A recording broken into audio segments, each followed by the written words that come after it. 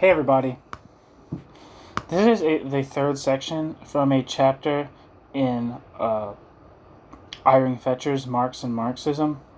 The chapter is titled From the Philosophy of the Proletariat to the Proletarian Weltanschauung, and the section I'm reading is titled Lenin's Extension of Dialectical Materialism to a Philosophy Binding on the Party by Vladimir Ilyich Lenin. Footnote.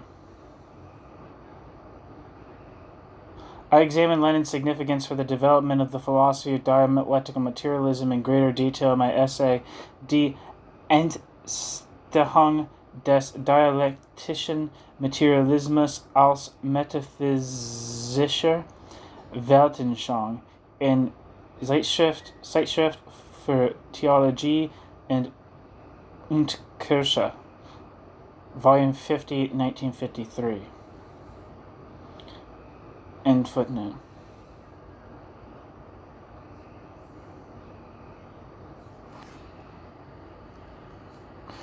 Whereas in the developed industrial countries, the socialist movement gradually forces the philosophical element more and more into the background and is almost exclusively concerned with everyday political questions and economic struggles of trade unions and gradually obtains a share in political responsibility, the evolution in Russia has been essentially different. In this backward agricultural country, Marxism first took root among the intellectuals and was discussed on a purely theoretical plane. For the intellectual with metaphysical and religious interests, Marxism has had to assume a metaphysical and religious character, and his atheism was still colored by religious fanaticism.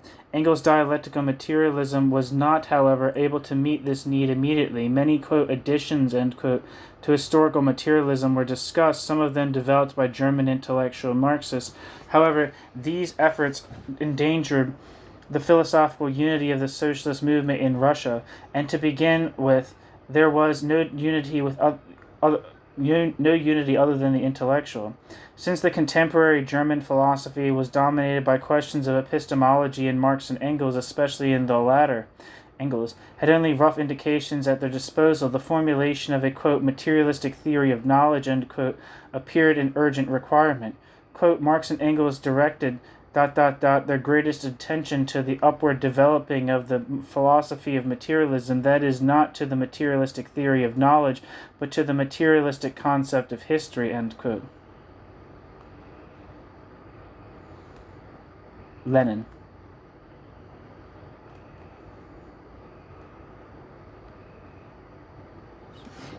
It's kind of a weird layout. I don't know what the hell is going on here.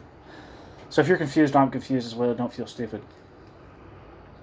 The Kantian and Marxists believed, however, that they could combine a, quote, materialism above, end quote, within, quote, idealism below, end quote, in the area of natural knowledge. Lenin was convinced that such deviations must lead away from a uniform and all-embracing materialism to a loss of political direction and hence to incapacity.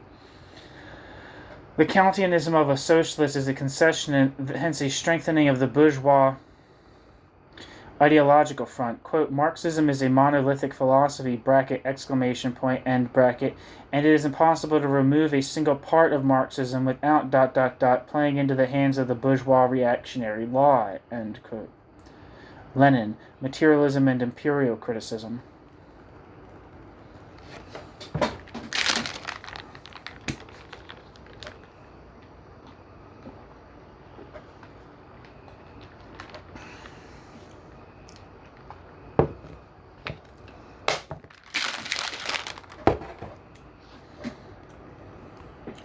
The political struggle, which consists in the first place in a struggle over the philosophical orientation of the intellectuals in Russia, is in the first place an ideological struggle. Lenin's political genius can be seen in the fact that he never handles ideological questions as an aim in themselves, but works from standpoints of tactical and strategic expediency. Lenin's theory of knowledge is naive realism. Lenin's theory of knowledge works from the assumption that, quote, nature, the external world, ... is independent of the consciousness and sensation of man, end quote. Lenin.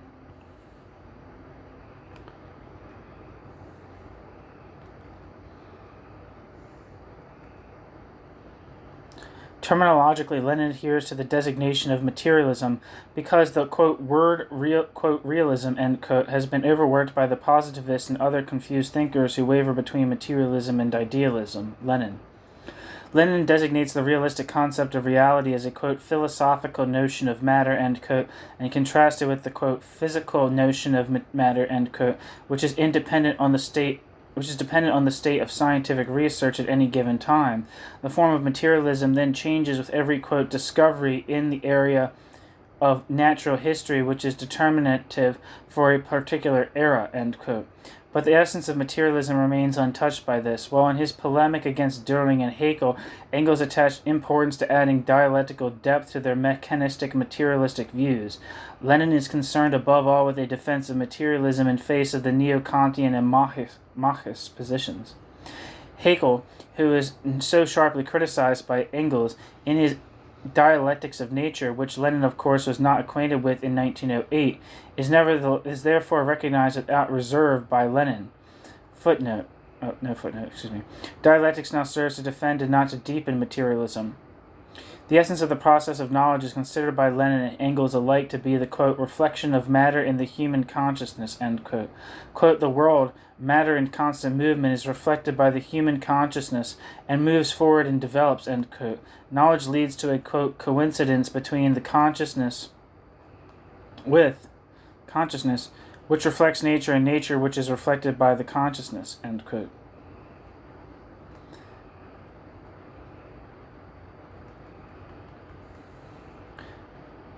At other points, it is stated that the sensation copy, photograph, and reflect matter. The sensations copy, photograph, and reflect matter. In this way, the decisive problem of all knowledge is overlooked and replaced by a mere assertion. It is difficult to understand why it is necessary to go beyond sensation if sensation, quote, photographs, end quote, the reality of matter. The entire dialectics of sensual certainty, which Hegel demonstrated so convincingly, seems to be forgotten, as are the problems of the categorical formation of the object of cognition in the Kantian theory of knowledge. The notes on Hegel's logic made by Lenin in 1914 in Berna and published as part of his posthumous work in 1932 leads beyond this position.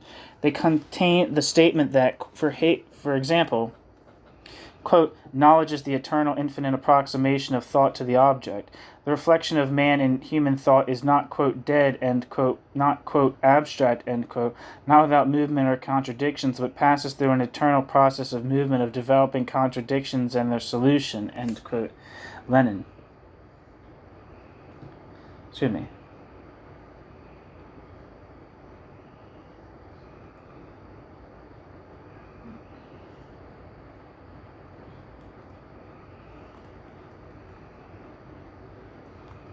The dialectical process of making knowledge more adequate goes, as in the theory of Hegel, from the sensual perception through representation to thought to the realization of the laws of history and nature. In this context, the thinker moves away from the object of his knowledge. His knowledge becomes more and more indirect, but at the same time is made more adequate by this distance. This, quote, break with spontaneity, end quote, gains an insight into relationships which cannot be reached by perception through the senses and imagination. Quote, thought which arises from the concrete to the abstract does not, when it is correct,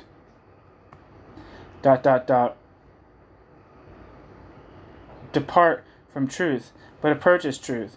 The abstraction of matter, the natural law of value, and so on. Any word, all scientific, correct, serious, meaningful abstractions reflect nature more deeply, correctly, and completely. From the living perception to abstract thought, and from the latter to practice, this is the dialectical path to the knowledge of truth and objective reality, end quote.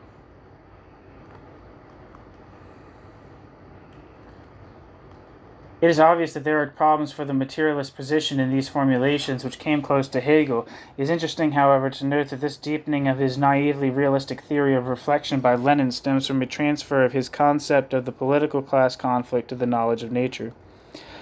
Just as mere sensation is unable to detect more comprehensive and deeper relationships in reality, the immediate proletarian class consciousness or class instinct does not go beyond the direct economic aspect of the class war and everyday trade union activities.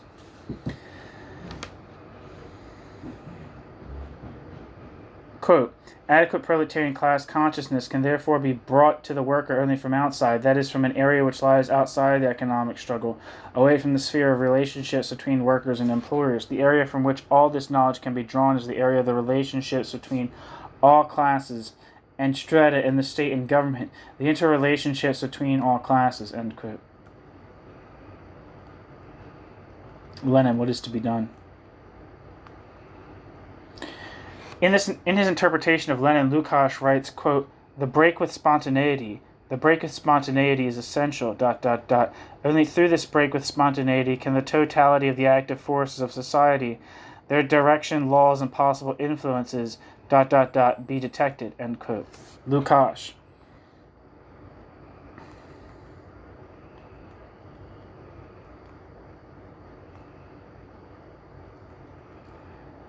The socialist intellectuals who stand outside proletarian existence are able to view the entire structure of society on the basis of their, quote, break with spontaneity, end quote, and to direct the revolutionary political action of the proletariat. They alone can make an, quote, avant-garde of all revolutionary forces, end quote, out of the party, because they are able to rally all possible allies for every concrete aim in order to direct the political operation as genuine, quote, tribunes of the people, end quote. The spontaneous economic struggle of the proletariat contains only the, quote, germs of political class consciousness, end quote, just as only the germs of an independent knowledge of nature lie in sensation. To develop these germs, a, quote, break, end quote, is necessary. It is neither to withdraw the better to advance, quote, reculer pour mieux salter, end quote. Footnote. Lenin, notes on Hegel's lectures on the history of philosophy, end footnote. Lenin's practical political knowledge is therefore reflected in his addition of greater profundity than Engels to the theory of knowledge, an addition which represents his superiority over all other Russian socialists. The special circumstances of the Russian Revolution had the result that the revolution of peasants and workers under the leadership of a party of intellectuals led finally to a dictatorship over the peasants and proletariat and a political leadership which dominated the entire area of the economy, society, and ideology, quote, developed, end quote, less a class consciousness from existing, quote, seeds, end quote, then they manipulated it with mental and material compulsion. However, at the same time that the consciousness of a small leading clique and finally almost one single man shaped Soviet reality, a materialistic determinism was taught in ideology, which can be understood as a justification of the dominant power. In the establishment of Soviet world dialectical materialism becomes the ideology to justify party rule and the instrument to maintain an incessant mental, quote, discipline, end quote. It remains to be seen whether the departure from Stalin will be followed by a departure from the dogmatization of philosophy which occurred under Stalin's leadership. I've tried here to show how the philosophy of dialectical materialism developed into a political ideology in contradiction to Marx's theory. The overcoming of philosophy through the realization of philosophy's aims was replaced by philosophy's positivist dissolution and the need to establish a dialectical unity in a comprehensive system of natural sciences. Historico-social reality understood as a totality and its adequate self-realization was replaced by the dialectical interpenetration of the theory of evolution, Darwin-Marx, which leveled out nature and history, in place of the realization of the historico-social substance in the consciousness of the proletariat, the realization of the true subject-object of history. There appeared the endless progress of the consciousness of the, quote, objective material reality, end quote, in nature and history opposed to the naive realistic theory of knowledge. Dialectics was understood by Marx as the rhythm of historical life, was transformed into a general methodological instrument and alienated from its essence, since this method is not, quote, different from its objects and content, ... is the content in itself, the dialectics which contains within itself the source of its own progress, end quote. Hegel. The act of liberation, which was Marx's aim, was projected into the infinite distance as a, quote, impotent ideal, end quote, so that both the historical road of humanity and the natural sciences appears as an infinite progression. The causes of this perversion of Marx's theory are not to be found in any inadequacies in the thought of the exponents of this development, but in political and psychological necessities. Parts of the Marxist theory arose in its systematic principles before Marx was acquainted with the real proletariat. See Introduction to the Critique of Hegel's Philosophy of Right, in which the proletariat and the proletariat's mission in world history are, quote, deduced, end quote. The true tasks of the organization of a party of the masses in the West and a revolutionary avant-garde in Russia gave the Marxist theory a specific function. It would contradict the proper insights of Marx if we were to assume that the factual function of a theory has no influence on that theory's content. What has become decisively significant is the fact that Marxist revolutions have hitherto taken place only in extremely backward agrarian countries where there could be no question of conscious action by the proletariat. Instead, small revolutionary minorities, mostly of former bourgeois intellectuals, brought about the, quote, proletarian, end quote, revolution in Russia and China with the help of a strong party organization united by Marxism, Leninism, and supported by the peasant and petite bourgeois masses. These successful revolutionaries, Lenin, Stalin, Mao Zedong, were characterized above all by their great realism and clear sociological vision, which marked them off from their ideological critics. The, quote, pure Marxists, end quote, were perhaps better philosophers, but certainly worse politicians. The Marxist vision of the free proletariat, which through its conscious revolutionary action transformed social reality and itself, has time and again been placed at the center of their consideration of Marx by intellectuals standing more or less apart from political action.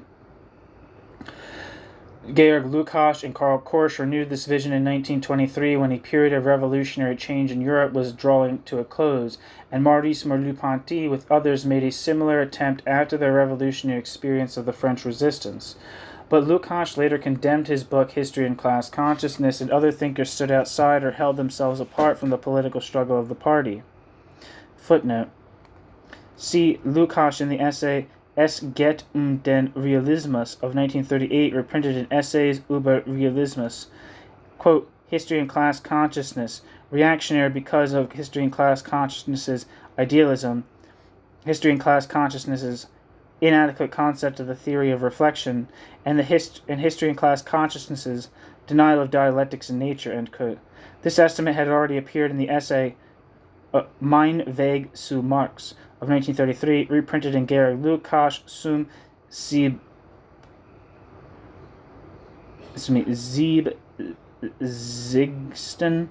Geburtstag, Berlin, 1955.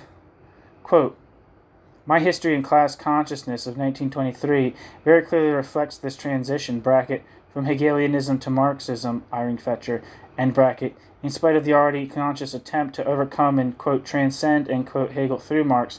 Decisive questions of dialectics were still solved idealistically, the dialectics of nature, theory of reflection, etc. The theory of accumulation, taken over from Rosa Luxemburg, was still retained and blended, but not organically, with an ultra-left-wing subjectivist activism. More recently, Lukács has adopted an even greater distance from his earlier work in his consideration of Merleau-Ponty's Les Aventures de la Dialectique of 1955 in Roger Gorady, Cognot et al.'s Mis Aventures de l'Antimarxisme, Les Malheurs de Maurice Merleau-Ponty. End footnote.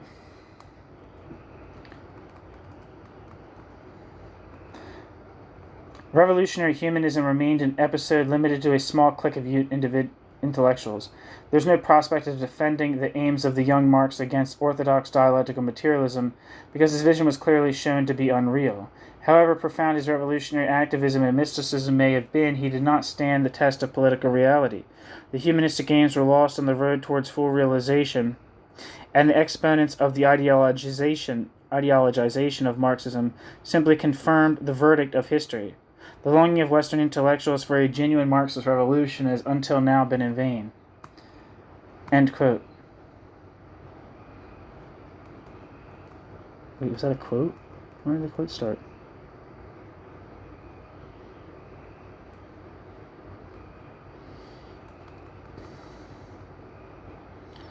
think that quote end quote thing might be an accident. I'm not sure. But footnote, the events in Poland and Hungary in the fall of 1956, as well as the fact that in those countries Marxist humanist intellectuals spoke out against the Stalinist regime, led to bitter polemics by the exponents of the SED party doctrine against a number of independent Marxist thinkers. The object of official party criticism was then Ernst Bloch and others whose spirited books are also known in the Western world. Bloch understands Marxism as a humanistic philosophy of hope, consciously takes over eschatological aspects from religious tradition. In a lecture on the 27th of October 1955 entitled, quote, Differentiations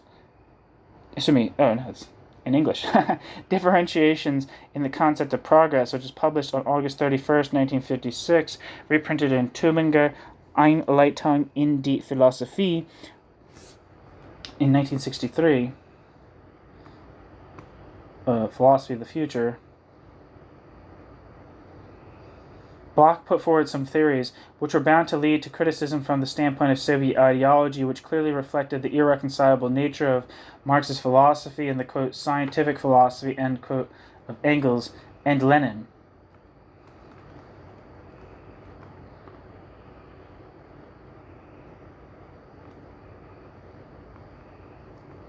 It's a very long footnote, Jesus Christ.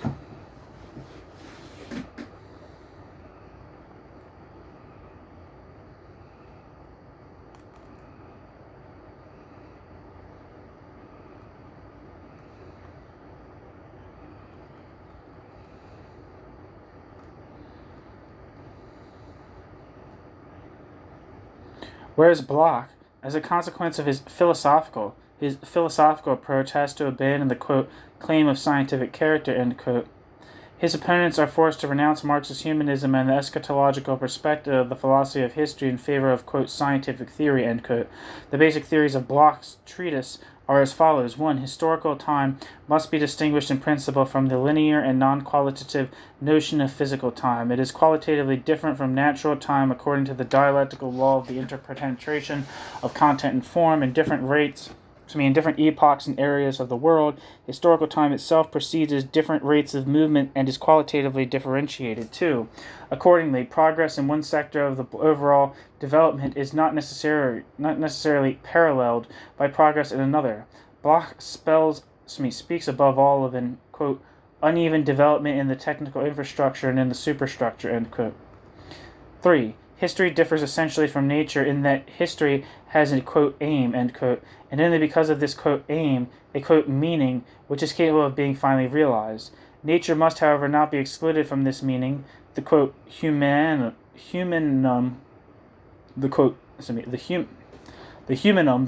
which is progressively developed, as a mere, quote, precursor, end quote. It is therefore necessary to posit a second non-physical natural time which is already considered in the relationship between nature and the fulfillment of meaning by man and his history. Bloch demands a, quote, Marxist cosmology, end quote, without which a Marxist anthropology is claimed to be impossible. In this way, Bloch seeks to abolish the dualism in Engels, who on the one hand taught a continuous infinite progress of humanity, and on the other, a, quote, eternal cycle of matter in motion, end quote. Engels, Dialectics of Nature. For Bloch's philosophical thought, the meaninglessness of the cosmic cycle puts in question the meaning of human progress, whereas Engels evidently saw no problem here. All three basic theories of Bloch are criticized by a group of authors. See Professor Schultz, Dr. Horn, and Assistenten Kirst, Handel, Roschhausen, and Wahl.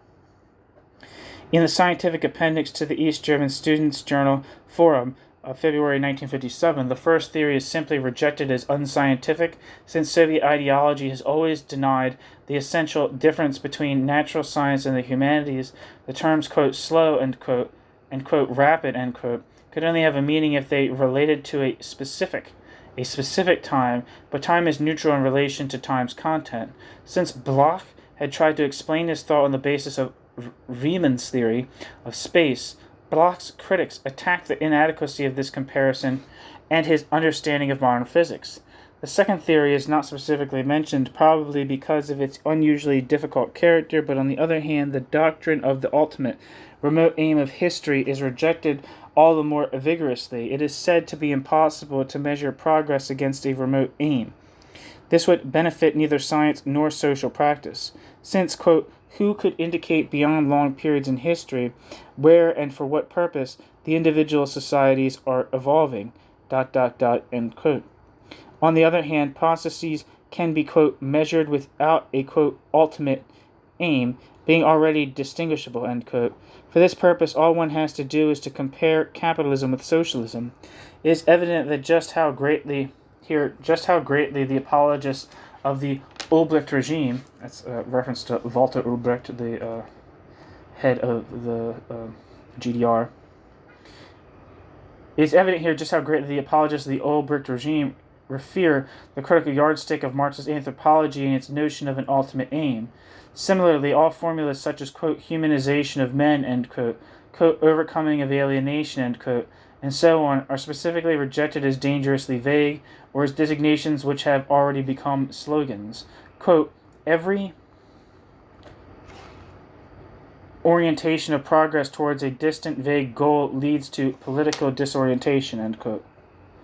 And as though it were still necessary to draw attention to the current political significance of the argument, the Hungarian Petőfi group and the two intellectuals, Julius Hay and Tibor Déry, are named as discouraging examples.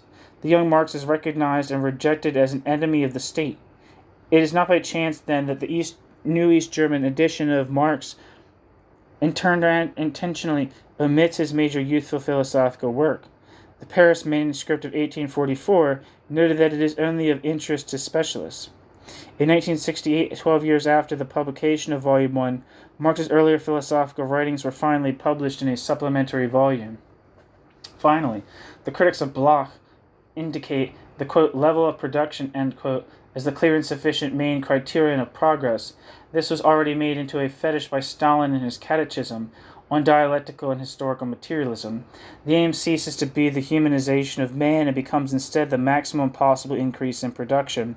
An objective which could possibly one day be achieved is replaced by infinite progress. In place of a possible conclusion, we have the same compulsive urge to expand, which is characteristic of a capitalist market economy. In place of the liberation of man from the natural force of the economic process, we have the complete subjection of the workers, whose humanity simply amounts to their being the, quote, most valuable means of production, end quote. The abandonment of fulfillment by revolutionary liberation calls for its replacement by a Weltanschauung, which therefore fulfills precisely that function which Marx attributed to religion. It becomes an opium which is intended to dull the pain caused by the compulsion to an endless expansion of production. The Marxism which saw itself as the ultimate utopia, leaving all the utopias behind, and which Bloch sought to interpret once again as such, has become an ideology even if, or precisely when, it lays claim to being a science.